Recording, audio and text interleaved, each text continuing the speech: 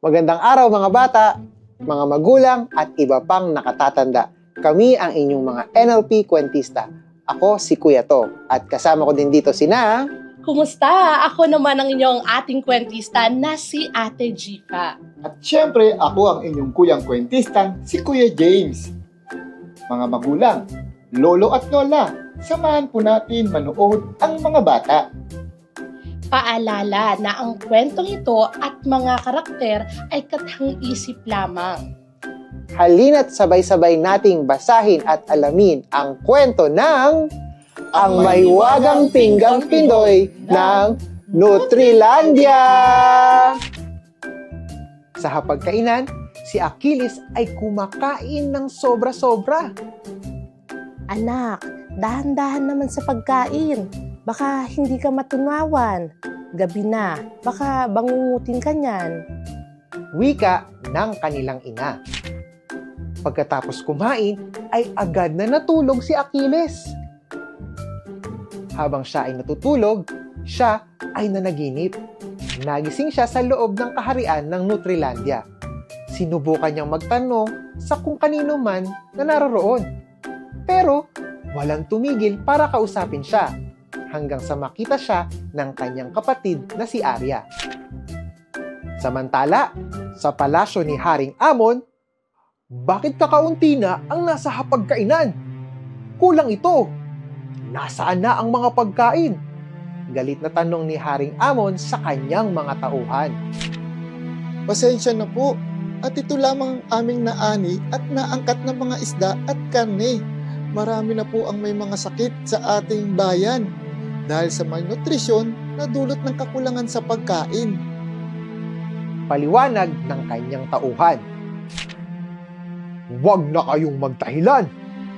Pare-pareho kayong mga tamad. Layas! Huwag kayong babalik na kakaunti ang dalang pagkain. Kung hindi, ipapalapa ko kayo sa mga leon. Galit na wika ni Haring Amon.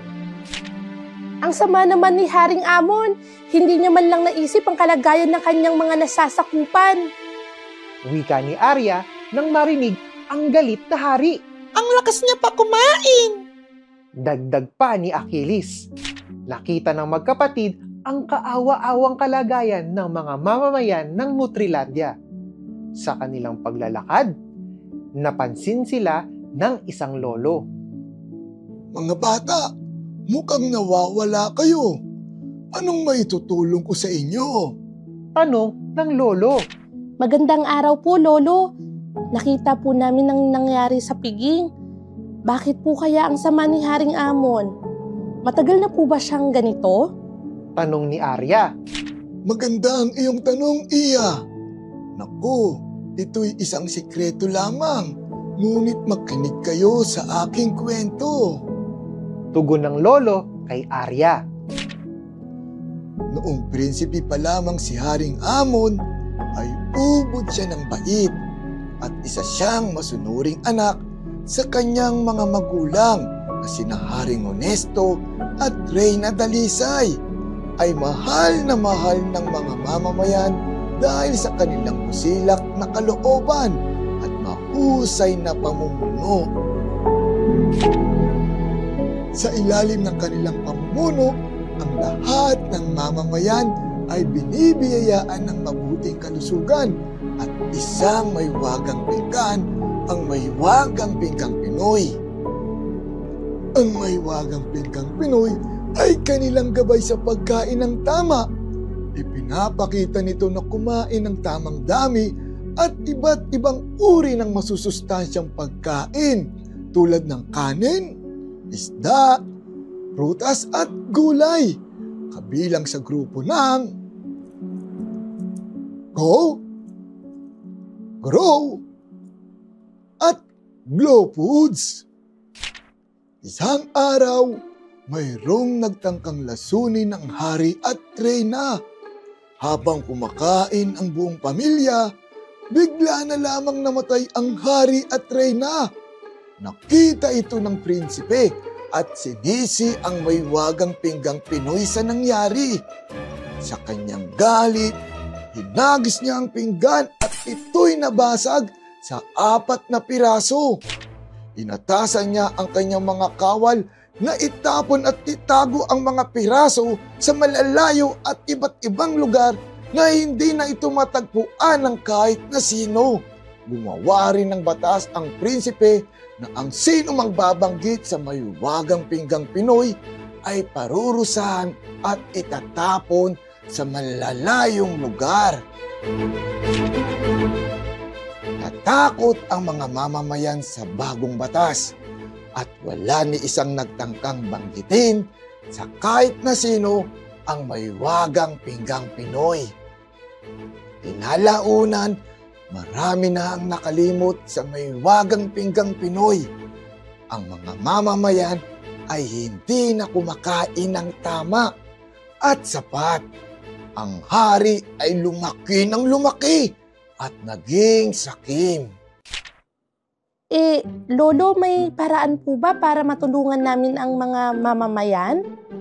Tanong ni Arya sa matanda. Kay tagal ko nang hinihintay na may maglakas loob na tulungan ang kaharian upang maibalik ang dating sigla at kasaganahan sa kaharian.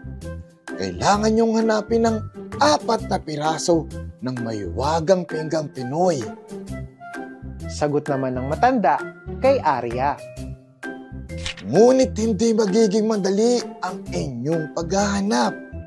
Ang bawat piraso ay nakatago sa mga liblib at mapanganib na lugar na tinitira ng iba't ibang klase ng nilalang.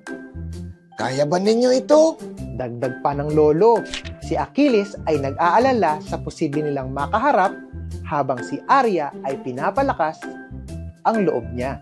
Huwag kang mag-alala, Achilles. Hindi ka ba natutuwa sa ating magiging paglalakbay? Tara na at sagipin natin ang kaharian ng Nutrilandia. Wika nito. Upang walang magtangka na buuin ito muli, itinapo ng mga ito sa kabundukan, kuweba at sa kagubatan. Dagdag ni Lolo. Pagkarinig nito ay nagpaalam sila kay Lolo at umalis para simulan ang paghahanap sa mga piraso ng mahiwagang pinggan. Nagustuhan niyo ba ang kwento? Paalala muli na ang kwentong ito at ang mga karakter ay kathang-isip lamang. Huwag tularan ang mga hindi magagandang asal tulad ng pagsigaw at pagbasag ng pinggan na inyong napanood. Tandaan, maging magalang sa lahat. Huwag ding maramot at laging piliing maging mabait sa ating kapwa. Sa tingin ninyo, magbago pa kaya si Haring Amon? Mahanap at mabuo kaya ni na Arya at Achilles ang mga piraso ng mahiwagang pinggang Pinoy? Abangan natin sa mga susunod na kabanata ng Ang Mahiwagang Pinggang Pinoy ng Nutrilandia! Muli, kami ang inyong mga NLP kwentista. Ako si Kuya Tom, kasama sina Ate Jipa! At Kuya James, na nagsasabing, mga bata, lagi kayong magdadasal at magbabasa ng libro. Dahil dito sa DOST, FNRI at NLP, mag-e-enjoy kayo dito. Hanggang sa muli, paalam! mabuo kaya yung pinggang Pinoy? Kaya nga, magtagumpay kayong dalawang kapatid. Oo naman. Magbago kaya si Haring Amon? Sana.